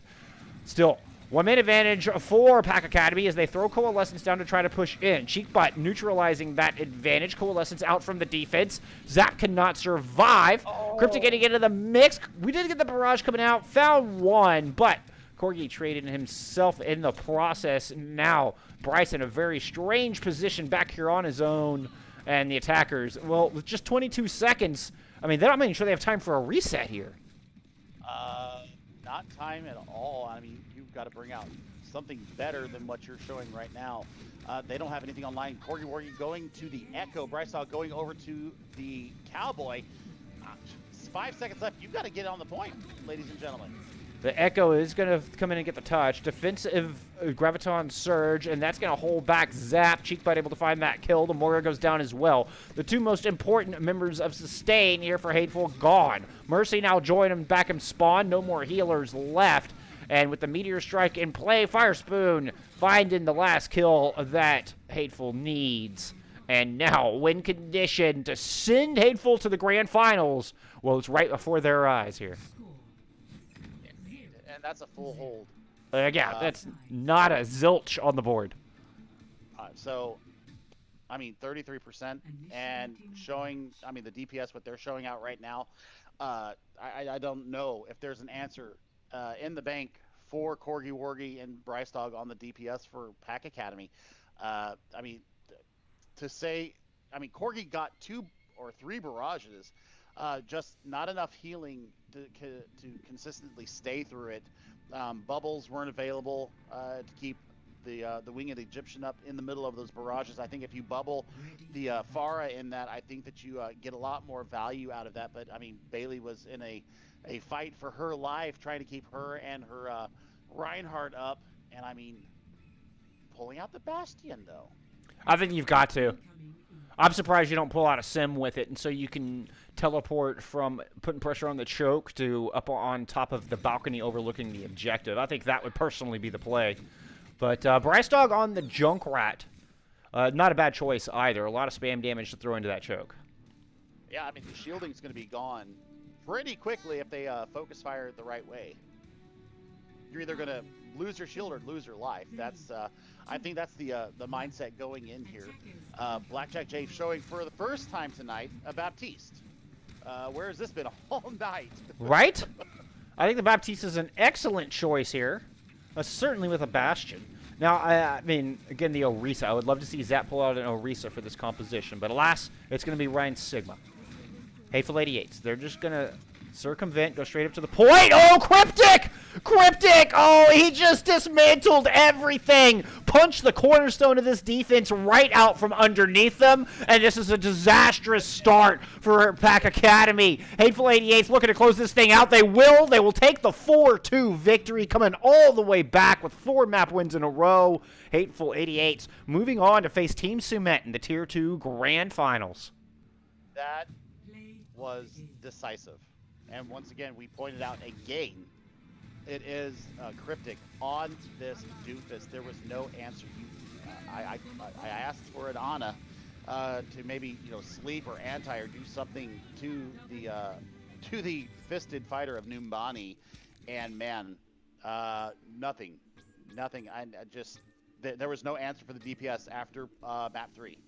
So I mean, what a dominating performance coming out the last 4 maps from Hateful 88. The maps were definitely in their favor. The odds were ever in their favor as they just completed the reverse sweep onto Pack Academy. Near reverse sweep. They lost the opening 2 maps and then came back and won 4 in a row. I mean, that's close enough in my book. It's a reverse sweep in my book. I mean, they lost the first 2 and swept them the next 4. So it's not the traditional, what everybody would call, the it's not a full reverse sweep, but still a heck of a comeback any way you slice it. Oh, yeah. Pretty darn close. So I mean, now we've got our Tier 2 Grand Finals set. That's going to be played on Friday. Team Cement versus Hateful 88's, which is going to be a fantastic final. As we saw, Team Cement 4-0. Who did they play? They played no one, if I remember correctly. They played no one, which is also a massive upset. Yeah, that's both of your. No one was undefeated as well, weren't they? Yeah, they only lost like 4 maps all season. Yeah, so both of your underdogs, your lower seeds, taking the victories here in our division finals this evening. We will have the Tier 2 Grand Finals on Friday, like Billy mentioned. Those will be on my channel at twitch.tv/Bullskunk with Billy and me bringing you all the action. So you'll get our smiling faces back once again when those 2 teams fight it out to see who will be crowned King of T2. I'm really looking forward to it. That's Friday. That's going to cap off our Xbox run here in the tournament. Man, I can't believe there's only 3 days left. Like, that's... It's been exciting. Where did it go? I mean, but, we have Tier 3 Division Finals tomorrow night. On CGL 1, we're going to have the Apollo versus Twilight match. That's going to be from 8 o'clock tomorrow evening Eastern, 7 p.m. Central, 5 o'clock on the West Coast. Then we will go over to the Tier 4 Division Final, or Tier 4 Grand Finals on Thursday on CGL 1. That will be Crazy 88's versus the Gliding Chimpanzees in the Tier 4 Division here in North America. That will be from 9 p.m. Eastern. That one's going to be a barn burner. That is 2 of the underdog seeds coming through to the finals there as well. So, we have Tier 5 Grand Finals on Thursday as well, do we not? We do. Yeah. Yeah, it's going to be an exciting week. I hope they're all as awesome as this match. This has been one heck of a match. What a performance. I think we got to crown an MVP here, Billy.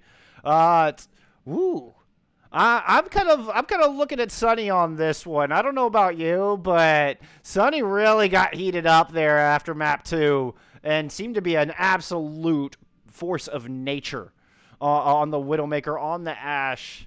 I think Sonny's got to get my vote. What are your thoughts? I rarely give it to somebody from the losing team, but I think Soccer Master Bailey had a standout performance for me. Yeah. That is my MVP, and like I said, I very rarely will give it to somebody from the losing team unless they just do something so impeccably awesome. And I think, healing aside, I think that she did a fantastic job tonight. That is my MVP for the night. Fantastic. Well, there you go. There you have it. Tier 2 divisional playoffs in the bag. And we're going to go ahead and close it out here. Thank you all so much for hanging out with us. It's been an absolute honor and privilege getting to bring you all these matches throughout this tournament. Billy, it's a pleasure as always casting with you, my friend. We have such a good time. Oh my gosh. It's just all the work we put in this season. It's the cherry on the top for us. It's awesome. It's really cool seeing it all come to fruition. Seeing all these teams grow all season. It's just, I'm like a proud dad when I watch these. I really am. Well, y'all remember to look out for each other in game and out. We will see you tomorrow night. Have a wonderful night, y'all. Thank you once again. Love y'all. Bye. Bye.